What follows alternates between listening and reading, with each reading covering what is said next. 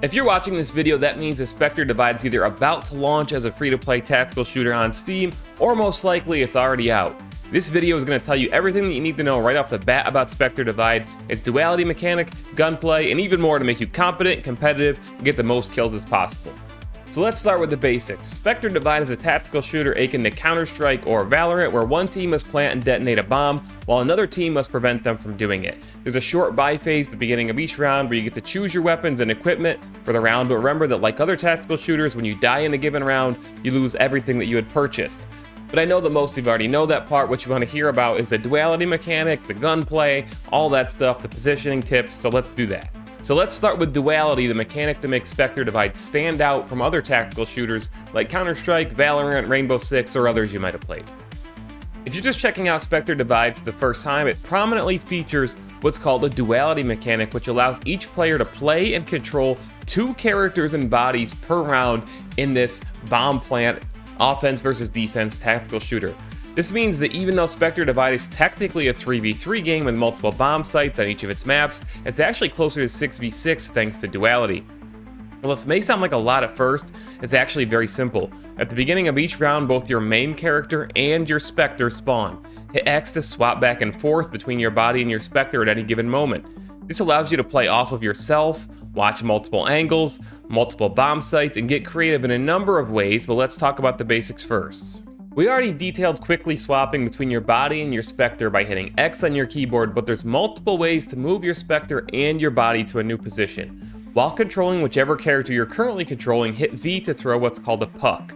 Wherever this puck lands, your other body will teleport to. This is particularly useful for crossing gaps and angles that you know the other team is watching, reaching high ground that isn't easy to access on foot, or just flanking a team without taking the time to actually walk around.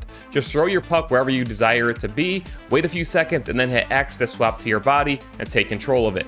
Take note that there's a short delay before you can take control of your body, which teleported in via puck throw, and it increases in time depending on how far you threw it. So for example, if you're on site A and you left your Spectre at site C, but now you want to move your Spectre to site C because you know the bomb is down there, it will take a few seconds longer to teleport it in because you're bringing it in from very far away. If you're just throwing it a few dozen feet, you'll be able to access it quicker and swap between your two bodies. This is one of the reasons that I generally like to put both my main body and my Spectre on the same site and play off of myself, kind of like you'd play off a teammate and get intel in Counter-Strike or VALORANT. That's just me. You obviously can put one Spectre at one site and put one Spectre at another site and watch multiple bomb sites at once and swap between the two.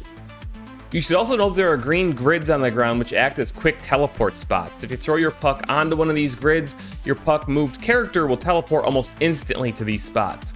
Be super careful not to confuse these grids with bomb sites, however, because they are not the same thing and you don't want your teammates screaming at you and calling you a noob. While I tend to move my characters via throwing the puck, you can also move your Spectre by opening the map and clicking a spot on the map that you want to move it to. Before the round starts, this can be very quick and efficient rather than walking or throwing your puck around during the buy phase, but once the match actually begins and players are actively attacking or defending bomb sites, obviously you wouldn't want to use this method even if the game lets you do it. So in addition to actually being a movement and positioning tool, your Spectre is also actually like a little bit of a radar. Wherever your Spectre is, if there is action near your Spectre, you're gonna hear a ping sound.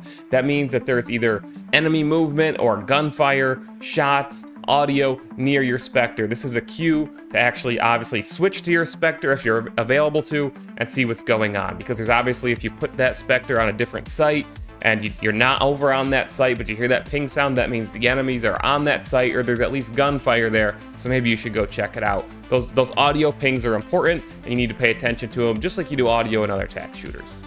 So mastering the duality mechanic is going to be what separates the good players from the great players in Spectre Divide. Obviously, you can carry over a lot of skills from other shooters, basic positioning knowledge, gunplay, which we're going to talk about in a minute, but actually taking those positions and making those smart rotations with the duality mechanic, it's going to be important to master the game, and it's what truly separates it from other tac shooters, and it's why I believe that Spectre Divide can carve out a piece of the tac shooter pie for itself, attract the community. It's very innovative, and it's just, I can't overstate how important it is. We're not going to get super in-depth with it in here, but I think I've set you all up with the basics to get started with it and form your own play style. So now let's talk about the gunplay.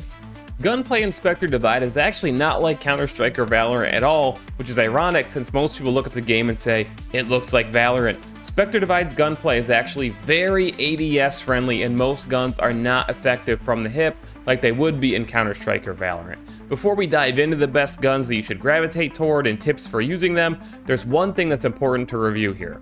Since you have two bodies, you actually have to buy your guns in pairs. That means that there are bundles of guns available during the buy round because you need to arm two characters, not just one. This opens up a lot of freedom, choice, and strategy.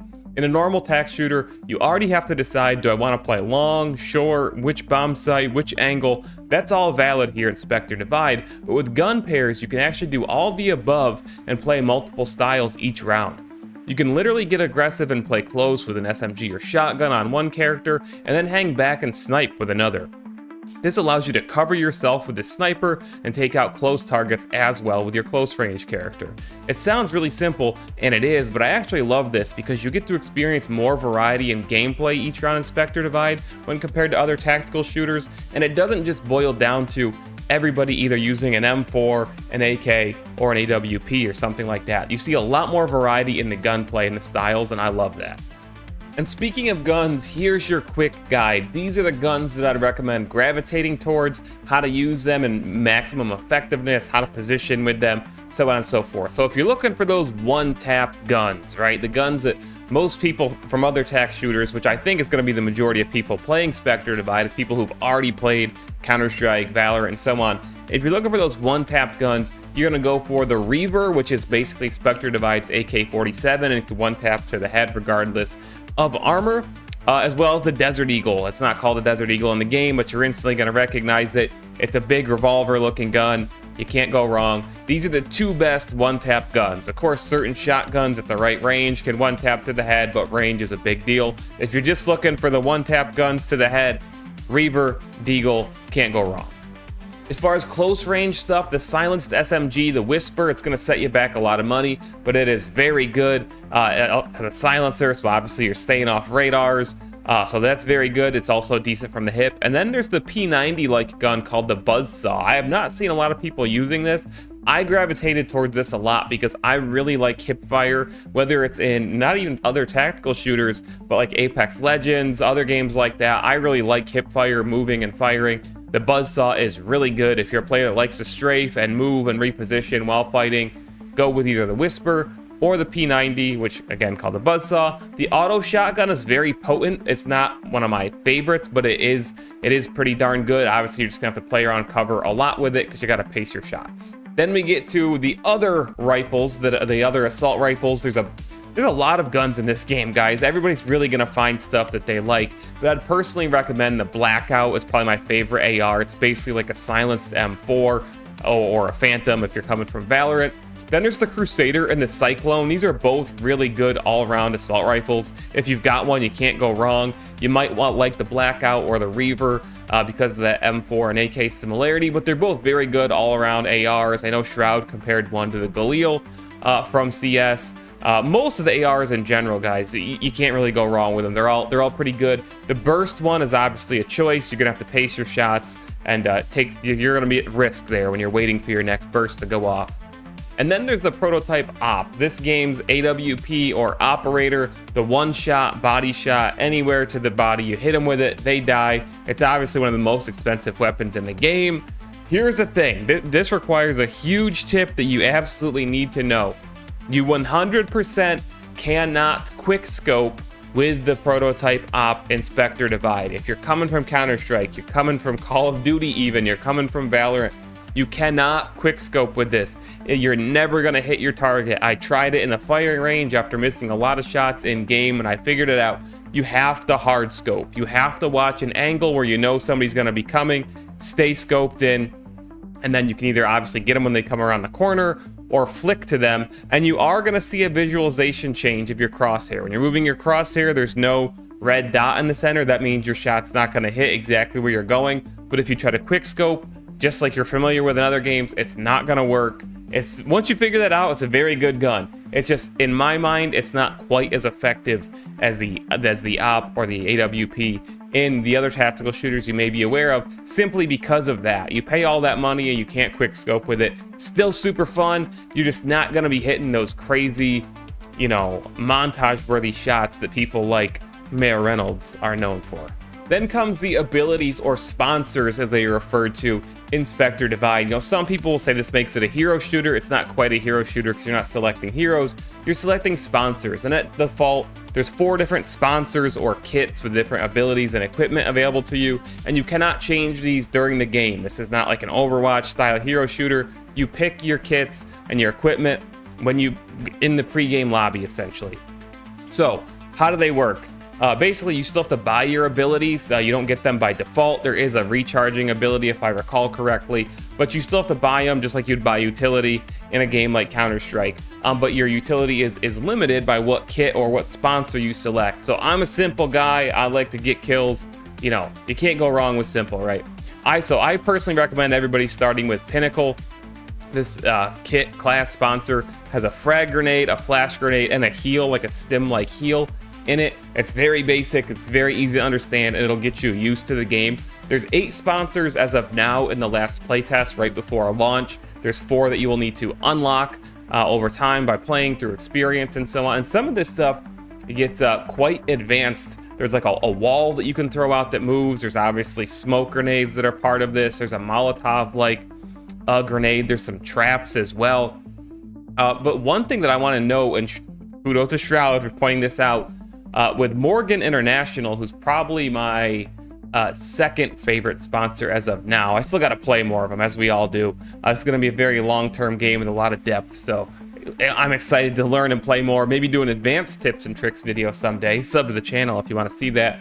And come watch me on Twitch as we learn all this stuff all the way. Twitch.tv/Mayor Reynolds. But there's a character that has a smoke, or not a character. This sponsor has a smoke grenade, but if you right click when you throw it, interestingly enough, instead of left click, it's called a smoke shift, and you actually throw your other body, your puck, into the smoke at the exact same time. And there's no visual representation of this for other people. People might be aware that there could be somebody in that smoke and they might shoot into it just because you just threw your puck in there. They might catch on to what you're doing, but really advanced tip here. You can throw a smoke grenade and teleport one of your characters into it, switch to it, and then walk out of that smoke. It's obviously a big risky play in most situations, but it's super interesting, and I love the attention to detail here and that level of depth in the gameplay.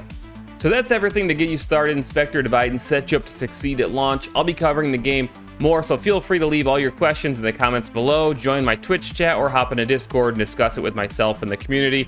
I really believe that Spectre Divide is positioned to change the tactical shooter genre for the first time since VALORANT launched, thanks to DUALITY, creating a ton of options for movement and positioning, something that is king in the tactical shooter genre, while also being slightly more accessible from a gunplay standpoint thanks to its ADS-friendly mechanics. There's also questions like, will a console version come and open the game up to more players? Make sure you subscribe to the channel if you want more videos like this. Join me on Midnight Mayor, where we cover Dead Drop and Midnight Society exclusively, and click like if you found the tips here useful. It seriously does help the channel out. Thanks for watching. Mayor Reynolds out. This video is sponsored by HumbleBundle.com, one of the best gaming stores on the internet. You can get games, software, all sorts of digital tools on this website at discounts, some of which are in bundles. So, you know, you buy it, the more you buy, the less you pay kind of thing. If you use my link down in the description, not only will you get great games at great prices, but you'll also support my channel and content in the process. So check out Humble Bundle, and thanks for sponsoring us, guys.